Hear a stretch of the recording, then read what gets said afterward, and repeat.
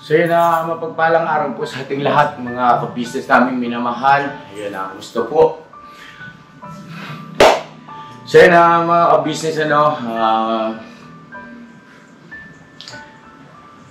yung aking vlog na ito ay patungkol ito doon sa naging live ni Sir Anime kagabi. Ayan na, shoutout kay Sir Anime. Yun nga pong patungkol sa pag-alis na ni Ma'am MK Inday Ocray sa pagiging reactors o isa sa mga reactors ng ka-business official, Papa Dins TV, ka-business family. Ayun. So, ayun po mga ka-business, kay Ma'am MK Inday Ocray, Ma'am, inirespeto ko po kayo, naintindihan ko po yung inyong decision at malaya po kayo. Nothing to worry po. At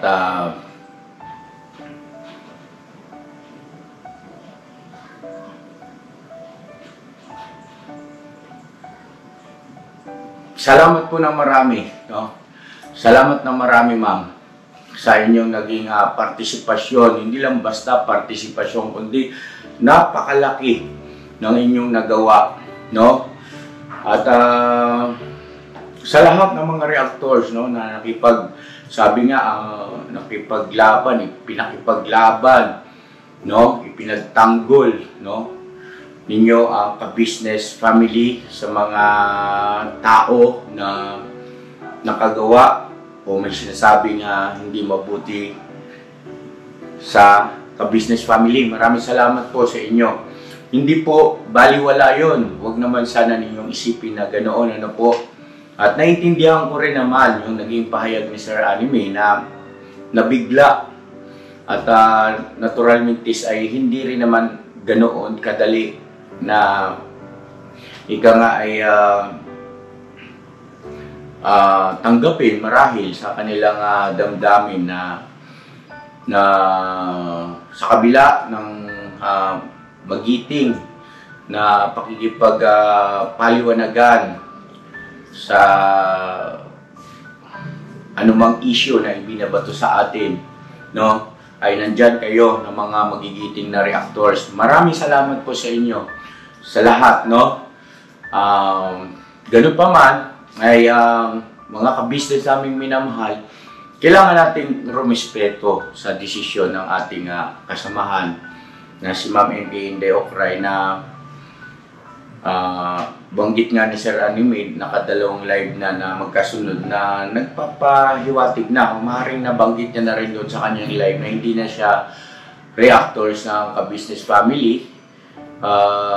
Pasensya, I'm sorry kung mali ang aking pagkaintindi roon sa naging live ni Sir Anime, no? Maaaring sinabi niya siguro yon na nagkaroon sila ng pag-uusap mismo ni Ma'am MK Inday Ocray at yun ay ginagalang ko po. Mga ka-business naming minamahal, doon sa nagtanong kung bakit si Sir Anime yung aking pinakiusapan na magsalita tungkol sa bagay na yan, sang-ayon ako doon sa binabanggit ni Sir Anime na marahil ay alam ko na mas close kasi silang dalawa, no, kumpara doon sa iba pang mga reactors, si Sir Anime at saka si Ma'am MK Inday Ocray yung magka-close. So mas minabuti ko na si Sir Anime dahil sa parang hindi ganun ka bigat ang magiging pakiramdam sa isa't isa. Anyway, mga ka-business, sa lahat ng mga reactors, uulitin ko, huwag kayong mag-isip na para bagang nabaliwala ang inyong pagsisikap at sakripisyo, ang inyong pagmamalasakit, pagmamahal sa kabuuan ng ka-business family para kami ay ipagtanggol, proteksyonan sa mga hindi totoo at mapanira mga ibinabato sa amin noon, no? Hindi po yun baliwala. Ang totoo, kayo ay itinuturing naming hero ng buong ka-business family. Bakit? Kasi napakalaki ng inyong naging contribution at hindi marahil mangyayari din yung ganito na naging maayos na, payapa na ang damdamin namin ng buong ka-business family sa mga issue, sa mga bagay-bagay. Masarap na ang pakiramdam at alam kong nararamdaman nyo yan. Ano po? Ganun pa man, ay gusto kong ipaalam po sa inyo kung bakit ko sinabi na kayo ay hero. Kasi, ito yung mensahe ko kay Ma'am MK Inday Ocray. Kaya lang, hindi mo po kami kasi binigyan ng pagkakataon, ma'am. Ang sabi sa akin ni Sir Anime, hindi nyo raw po pinakinggan yung aking mensahe at bigla na lang kayo nag-left sa group at hindi namin alam. With due respect, ma'am, MK Inday Ocray, yung mga ganung bagay po ay hindi mabuti yon, no? Siyempre, merong nangunguna. So, hindi naman siguro palalabisan kung magpasintabi at hindi na lang din basta mag-left. Bali, 2 beses mo na ginawa yon, ma'am MK Inday Ocray.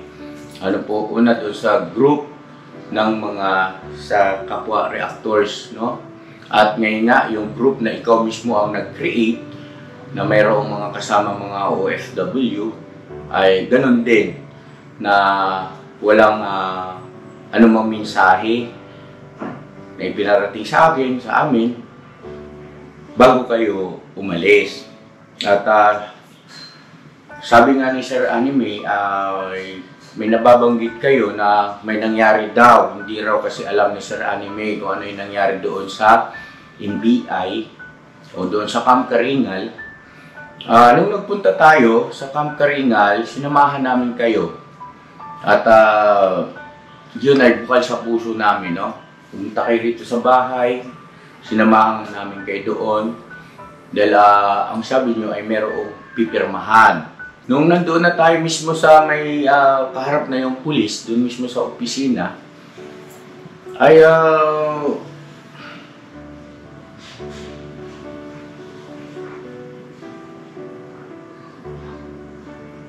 wala akong wala po akong, pasensya na po huwag mong sabihin sana na hindi mo alam ka-business kung ano yung nagawa mong mali sa akin. Ma'am, kung meron akong nagawang mali, ang isang Inday Ocray dapat doon pa lang antimano, sinabi nyo na. Kasi prangka nga po kayo, di ba? Dapat pinarangka nyo na kaagad kami ni Mrs. Ka-Business kung meron kami nagawang mali sa iyo, doon pa lang. Ano po, hindi yung kung kailan na nandiyan na kayo sa Japan at nag-left na kayo sa group. Tapos hindi mo na pinapakinggan yung aking mga mensahe. Ay saka kayo magsasalita, ay hindi po mabuti yan, ma'am. Ano po, at mismong kay Sir Anime na rin naman ang galing, di ba, na nakadalawang upload videos na kayo o live, na dumidistansya na kayo sa amin. Sana ay minisis mo ako, ka-business, ito kasi yung dahilan at para makapagpaliwanag sana kami. Ano po, makapagpaliwanag kami at siyempre wala naman kaming ibang gusto, kundi yung maayos lang tayo, kaya pa lang ba? Kasi pangit hindi maganda yung merong merong kaalit. Oo, totoo yun. Yung hindi tayo perfecto, talagang dumarating sa pagkakataon na nagagalit tayo. Pero huwag natin ibuhay yung galit, no? Huwag natin ikasaya na tayo ay nagagalit. Normal na magalit, pero kung meron kang makukuhang pagkakataon o bigyan ka ng pagkakataon na halimbawa, nagkaroon ka ng kaalit ay makipag-ayos. Ano po? Kalooban ng Panginoon Diyos yun Hindi po kaplastigan yun. Hindi po ka-ipokrituhan yun. Sakripisyo talaga ang pagsunod sa kalooban ng Panginoon Diyos. Magsasakripisyo ka dyan. Kasi yung sarili mong gusto ay iisang tabi mo yun. Sarili mong nararamdaman, iisang tabi mo yun para doon sa gusto ng ating Panginoon. Ganun talaga, ma'am. Ano po? At with due respect, pasintabi sa inyo. Ano po? So, nung nagpunta rito si Thinking Buddy, ma'am, sa bahay, ay hindi naman pinlaan po yun eh. Hindi naman namin ini-expect yun. Di ho ba? Kasi, kung hindi yun ang dahilan, ma'am, ano? Di po ba? Kung hindi yun ang dahilan, kung bakit ka nagalit, no? Masama loob, o dumistansya na sa ka-business, eh ano po? Di ba? Ano? Kasi, dumating dito yung pamilya, no? Kasama yung kanyang baby, yung pamangkin, yung misis niya, Thinking Buddy. At alam niyo na rin naman na matagal ko na rin namang inaasam, di ho ba, na sana ay magkaayos na. Kasi sa kapanatagan din ng mga viewers, kapanatagan din ng magkabilang panig, di ho ba? At lalo na sa amin ni ate mo, hindi na rin kami pabaka. Hindi na rin mabuti na meron kaming nararamdaman sa dibdib namin. Bukod doon, ay hindi yun nakalulugod sa Diyos. Na meron tayong pinikimkim sa puso natin, galit tayo, masama loob natin sa kapwa natin. Ano po? Diba?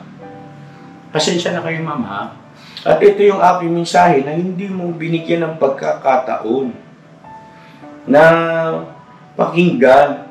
Na sana kung pinakinggan mo ito, ay maaari siguro na, ewan ko lang ha, hindi naman ako nagsasalita ng tapos kasi kilala kita eh. Sabi mo nga kung ano kayo ka. So, isinend ko ito kay Sir Anime, ma'am. Dahil sabi ko, hindi na yata makapasok yung aking mga message. Kaya sa messenger ni Ma'am MK hindi okuray, baka pwede ikaw isend mo to sa kanya para mapakinggan niya. Sabi naman ni Sir Anime ay isinend niya nga raw, pero sabi mo naman ay hindi ko yan pakikinggan.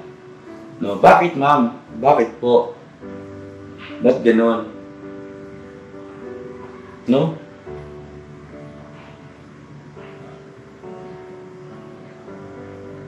Dali lang po mga ka-business ha, hanapin ko lang.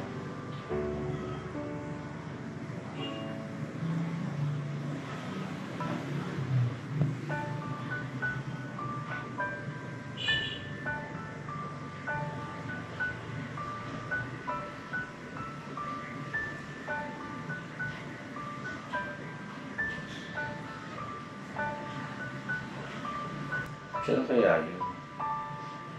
Mahaba yun eh. Dahil po ah. Ito. Ulitin natin. Alam po ha. Hindi.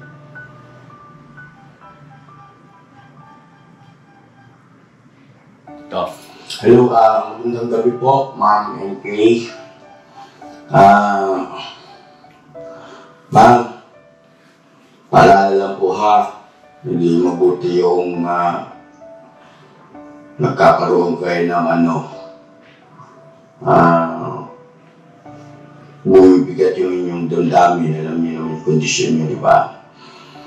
Ma'am, naiintindihan namin kayo. Wala kayo dapat alalahanin kasi bukas yung kamalayan namin patungkol sa nararamdaman nyo. At ma'am, walang magbabago.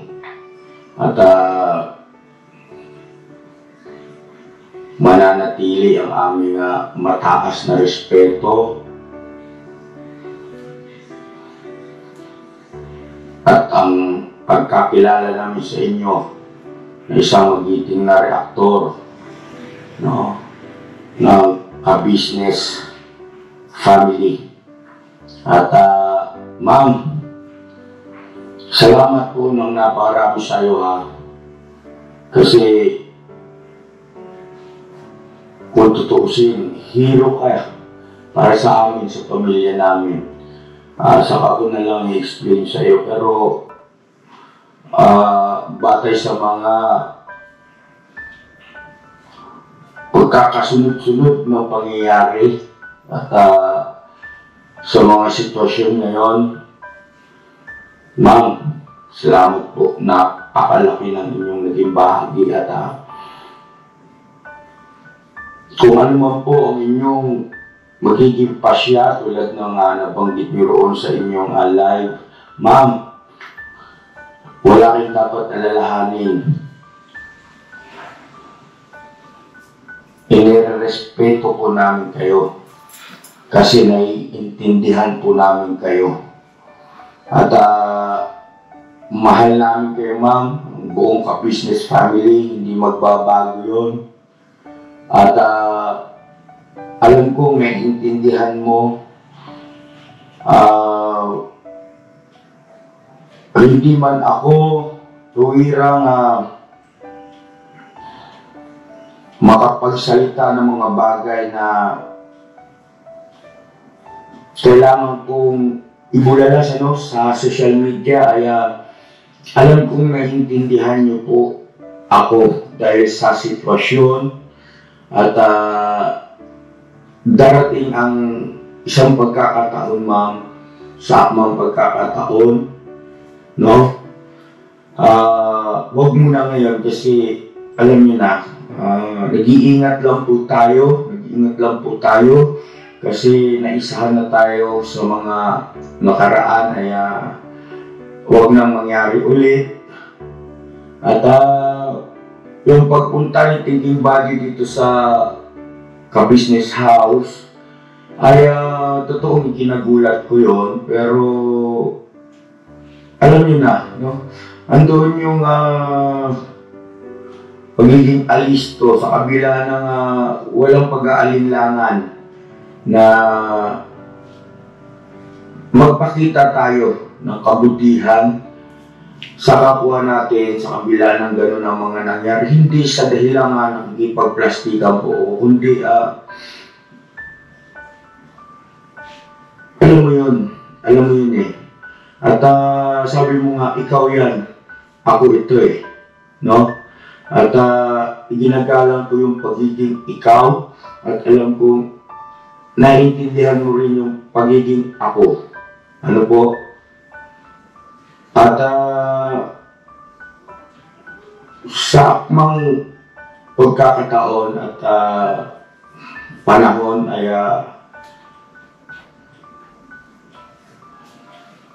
buong giting kong ipapahayag kung bakit ang turing namin sa isa kang hero sa ka-business family. Ma'am, mag-ingat ka. At nag-usap na tayo, di ba? Huwag kang papayag, no, na maging ang kalusugan mo ay alam na yun, na may kukompromiso sa mga tao na alam na nagdudulot ng sama ng loob. Wag, please, at hindi mo deserve yun. But samantala, ayun, nalaman ko, nag-left ka na sa group. Hindi kita kini-question. Naintindihan ka namin, Ma'am MP Inday of Right. At muli, regards sa iyong buong pamilya, ingat. At anytime, ma'am, nag-aantay kami balik ka sa GC natin. Walang masamang tinapay at nagbili na ako ron. Intindihin natin si Ma'am MP Inday of Right dahil sa siyempre yung damdamin. At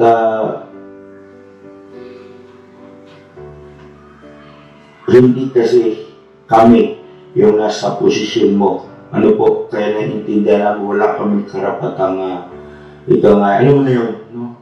Yung magkaroon ng kahit na anumang question mark patungkol sa iyong nararamdaman. Damdamin mo yun, ma'am. At karapatan mo kung ano gusto mong gawin, anong plano mo. Hindi ako ahad lang. At mahal ka ng buong ka-business family.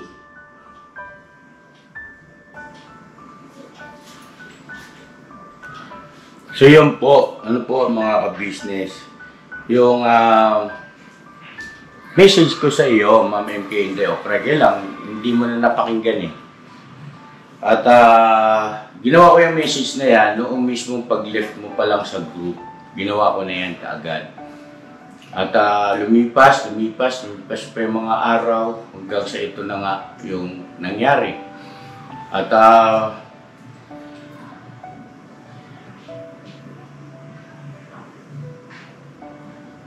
sa lahat ng mga reactors, lahat naman kayo hero, no? Kaya ako sinasabi kanina na hero ka. Bakit? Naniniwala kasi ako na kayong mga reactors at malaki rin ang naging bahagi kasi ni Ma'am MK Inday Ocra na maaari nakapagbukas, no? Nakapagbukas ng unawa ng mga tao na nakapanood, nakapakinig. Hindi lang sila thinking body, no? Maging yung sa mga viewers. At nakita naman natin payapaan eh. Maayos na. At wala na mga alimos-mos na maaaring makapagdulot ng sama ng loob, sakit ng damdamin sa magkabi-kabilang panig. No? So, natural hero talaga kayo para sa amin. At hindi po mababaliwala yung inyong ginawang sakripisyo kailanman. Bakit? Recorded na yan sa kasaysayan. Maging sa pamilya namin, hindi na namin kayo makakalimutan. Higit sa lahat, alam ng Panginoon Diyos yun, yung inyong pagsasakripisyo at pagsasakit para sa aming kapakanan. Pero hindi rin naman mabuti na yung ganong gesture ni Thinking Body, tatapatan natin ng, di ba, no? Pumunta rito ng maayos, nakipag-usap ng maayos, niyakap si ate niya. Hindi naman mabuti na tatapatan natin yun ng hindi mabuti. At alam naman ng lahat ng pinakahangad na namin ay magkaroon na ng kapayapaan sa kanila, no? At para maging ganun din ang mga viewers. Kasi kung tutusin, ang karamihan din naman sa mga viewers na Thinking Body ay galing din sa community ng ka-business family. Ganun din naman kila Ate Elbet at kila Power Rangers. Ano po? Diba? So, doon sa mga ginawa niyong reaction video, malaki ang naitulong para makapagbukas din ng kamalayan. Alam ko marami rin ang disagree, pero para sa akin, para sa aming pamilya, malaki ang naitulong nun para sa kapakanan ng pagkakaayos-ayos. Ano po? Hindi man aminin man sa hindi, pero malaki ang inyong naging bahagi o partisipasyon para magkaroon ng pag-uusap ng harapan at nagkapaliwanagan. Di po ba? No? So, payapa na eh. Okay na. So, dapat lahat tayo maging masaya roon. Doon naman kay Sir Anime na siya yung aking pinakisuyuan na magdeklara ng kumbaga mag-public patungkol kay Ma'am MK Inday Ocra sa pag-alis, sa pagkalas sa ka-business official, Papa Diz TV, ka-business family bilang isang reactor ay minabuti ko talaga yon dahil nga sila ang magka-close higit sa lahat kanino mang mga kapwa niya reactors. Ano po? At isa pa kasi lahat ng mga reactors maliban kay Sir Anime at saka kay Taong Gala, yung the rest ay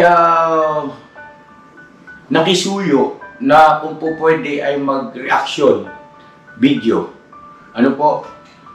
Sa ka-business.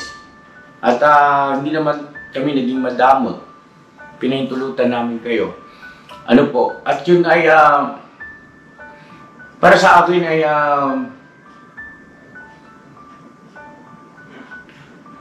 win-win situation, mga ka-business. Ano po? sa side namin, natulungan nyo kami. Dahil nga pagka meron mga issue sa comment section o may mga binabatong kung anumang bagay, ay andyan kayo. Hindi na ako nahihirapang paliwanag katulad ng ganito. Eto, talagang sinadya ko to at wala akong sinabihan na kahit na sino reactors na gumawa ng reaction video patungkol dito. At kinakailangan ako kasi ang magsalita. At bukod doon, ay lahat, no? Maliban kay Sir Anime at saka kay Taong Gala, the rest ay nagpaalam kay Sir Anime, nakisuyo kay Taong Gala na kung maaari ay makapag-reaction video. Dumaan ba sila? No? Kumbaga meron silang pag-uusap tapos si Anime naman kakausap sa akin. Ganun din si Taong Gala. Sir, pwede ba ito? Gusto maging reactor, no? At ikaw, kung anong sa palagay mo, desisyonan nyo po. Pinaubaya ko na po sa inyo yan. Ganun na ang existe. Ano po? At bagaman, nasa akin yung pinakamalaking pagpapasya, kung pwede o hindi. Pero andun yung,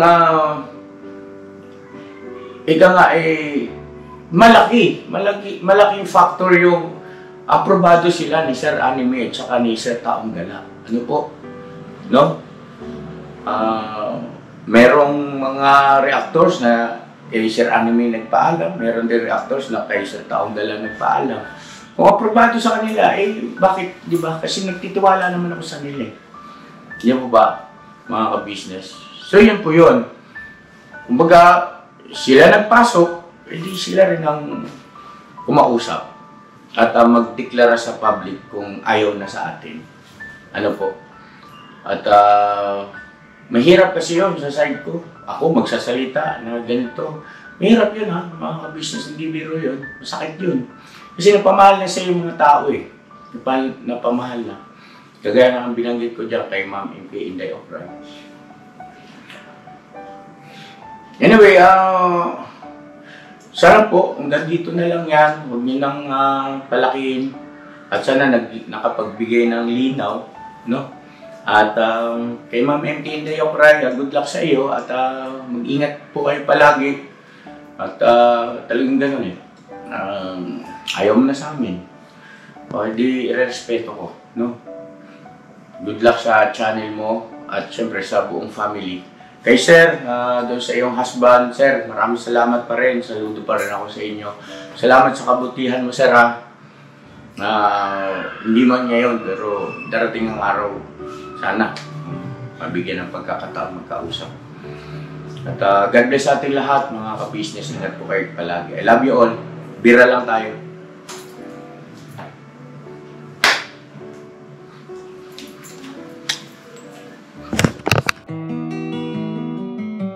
Yo, this is Medyo.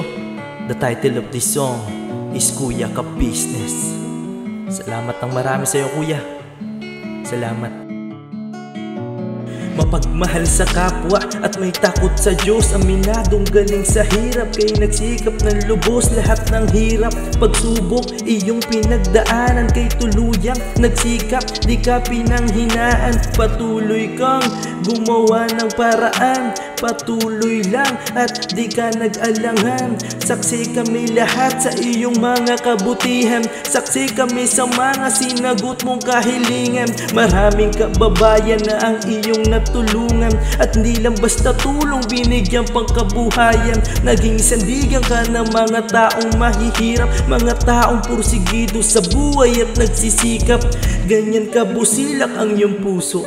Di ka nagpatinag at di ka basta sumuko. Saludo kami, Kuya, sa hangarin mong mabuti at malinis. Proud na proud kami sa iyo, Kuya Ka Business. Salamat ng marami sa iyo, Kuya. Salamat ng marami sa iyo pong pangunguna.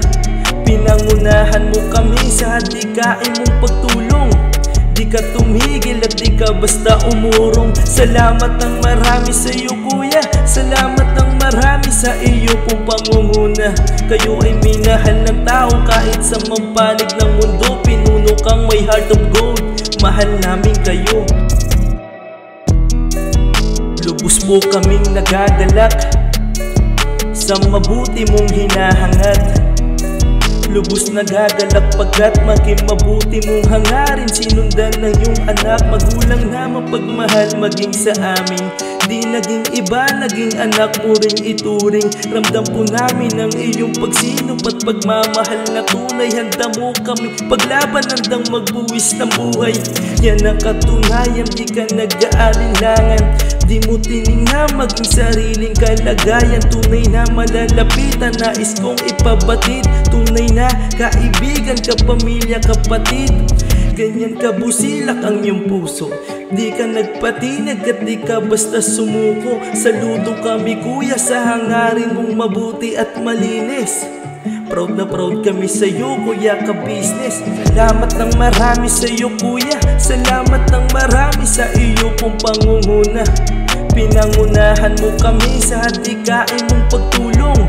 Di ka tumigil at di ka basta umurong. Salamat ng marami sa iyo kuya. Salamat ng marami sa iyo pong pangunguna. Kayo ay minahal ng tao kahit sa mampanig ng mundo. Pinuno kang may heart of gold, mahal namin kayo. Salamat ng marami sa iyo kuya. Salamat ng marami sa iyo pong pangunguna. Pinangunahan mo kami sa hadikain mong pagtulong. Di ka tumigil at di ka basta umurong. Salamat ng marami sa iyo kuya. Salamat ng marami sa iyo pong pangunguna. Kayo ay minahal ng tao kahit sa mampanig ng mundo. Pinuno kang may heart of gold, mahal namin kayo.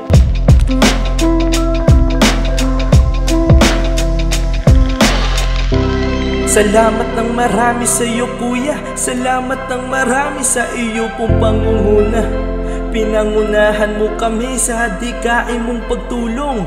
Di ka tumigil at di ka basta umurong. Salamat ng marami sa iyo kuya. Salamat ng marami sa iyo pong pangunguna. Kayo ay minahal ng tao kahit sa mampanig ng mundo. Pinuno kang may heart of gold, mahal namin kayo.